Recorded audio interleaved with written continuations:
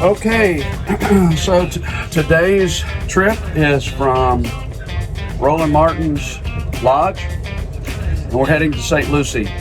One thing I messed up and gave them the wrong date, so I got a call this morning and hopefully get that figured out. And then I had a rejection on Docwa of a marina in my next leg, so I've got to find a transit slip for tomorrow night, tomorrow night.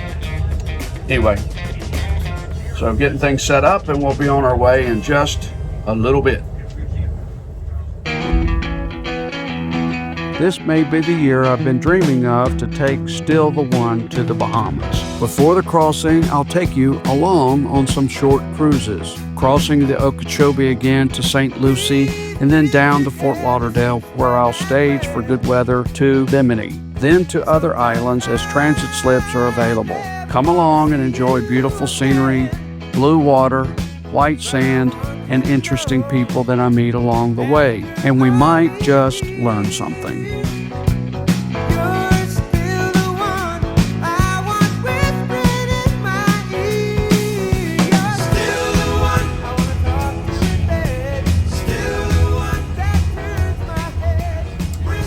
So, just a little bit about this lock. What I learned yesterday was that if they have a big storm and it looks like either they're going to have a hurricane or the water is going to raise rapidly in the Okeechobee, then what they'll do is they'll shut this lock. There's a dike all the way around the lake to control the flooding. So if for some reason they think that it's going to flood, then they'll shut the lock up and keep the water in the lake until they can let it out slowly to control the water flow so they don't flood the towns downstream. Alrighty, so this is going. Let's see what happens here. I may have to. I'm gonna disengage because I don't like the way this is going. Yep, chart is off, or the route is off. So we're gonna pick up on the other side here, outside of the lock. Yeah, I would have run right into that wall if I had left it on the route. There's another interesting fact about the lake. Pretty much all of it is navigable, even for larger boats. According to the fellows that told me this lake used to be on part of the ocean, and there's actual reef that runs across the lake. So you have to, once you get to that reef, if you're not in the channel, it's only a foot or two under the water. So it's definitely a challenge. So you got to make sure you're in the channel on the bigger boats to go through it. So we're going to pick the route back up here. Let's see if I can do this, make this happen correctly.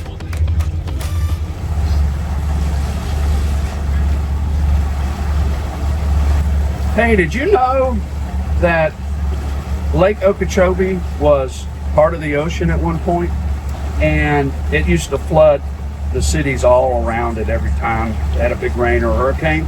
So they put a dike all the way around Lake Okeechobee, and it's controlled by locks and as part of the dike. Interesting, isn't it?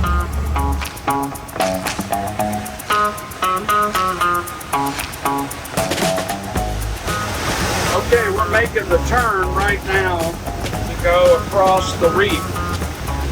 And apparently this is a very narrow area of the Okeechobee Lake. And see, right along here is the reef, and we're going to go right in between it. So we're going to make our way across the reef here. Should be able to, we're going to actually meet this nice boat coming at us, nice vessel. Got a boat coming behind us, watching my depth to make sure that we're crossing right through the middle of the channel here. So far we're staying right on the route. Got a boat coming up behind us, and then this gentleman here. Hopefully we'll both pass. He may be on autopilot, I'm on autopilot. Who knows what will happen when we get close. But right now it looks like we're headed just in the right direction. He's coming this way. Yeah, like that.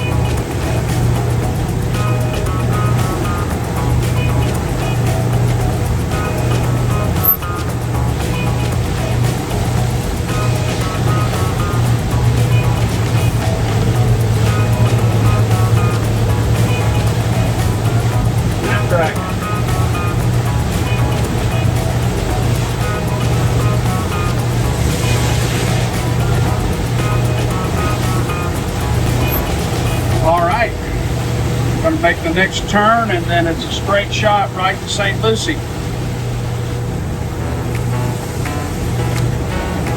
All the gauges are looking good. Right where they should be.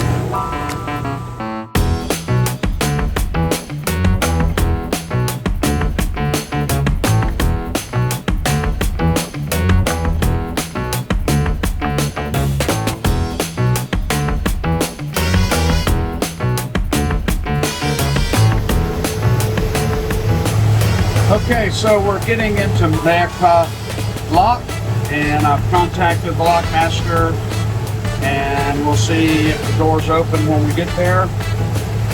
He acted like there would be no issue with that. So looking forward to getting into the lock and back into Okeechobee Lake. It's been a beautiful ride across the Lake Okeechobee. Just me past, as you saw, one boat. Again, when you get into these locks, life jacket on. Once we get in, you may or may not be able to. I know in Tennessee, on the Tennessee and the Tom Bigby, you're not allowed to leave your engines running. So far, on the Okeechobee, the St. Lucie waterway, Lucie River, the engines have not been required to turn off, and so we're going to let them run because it's not a very big drop, a few feet. So hopefully we'll be in and out of there pretty quick. Once again, autopilot. Engines are at 160. Batteries are at 14. Just under 14. Just over 5.0 on the engine oil pressure. Both engines, tanks are still fairly full.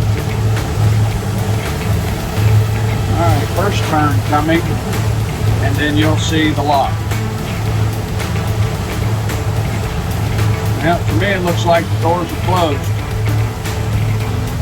Fourth Mayaka, I'm the second vessel coming in. Go ahead. Need y'all to hold up at Marker 1, wait for green light. I've got Steve filled in the chamber at this time. Roger that. So, we gotta wait.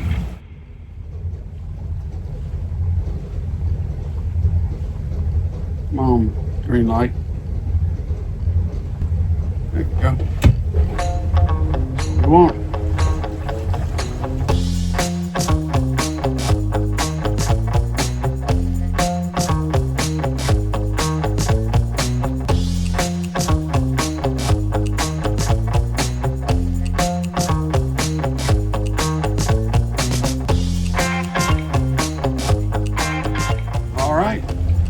we've cleared the lock. That was fairly easy. Nice gentleman helping me, lock master there.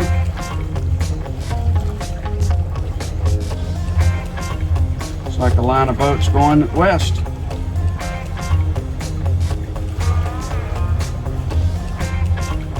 Still the one clear.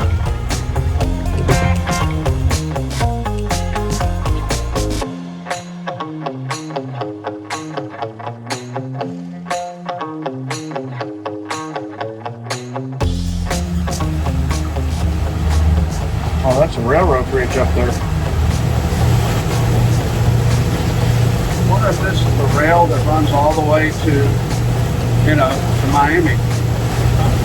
Come on, let's go right through the middle of it. Down the middle.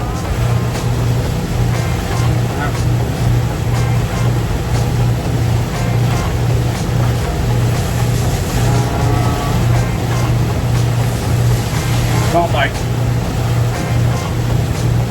Not quite the middle. Might have slid by, but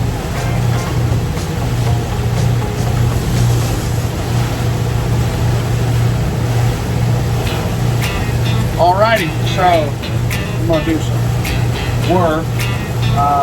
You've seen this before in previous videos.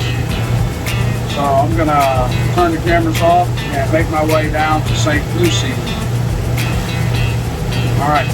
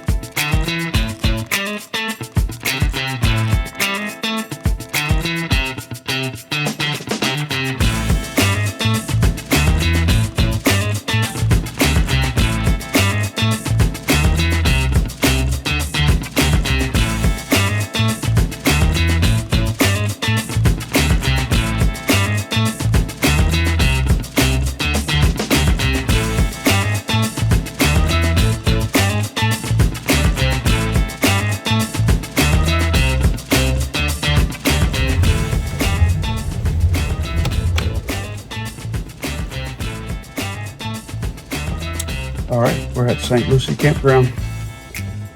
Pulled in. Real nice. Okay, we're set up.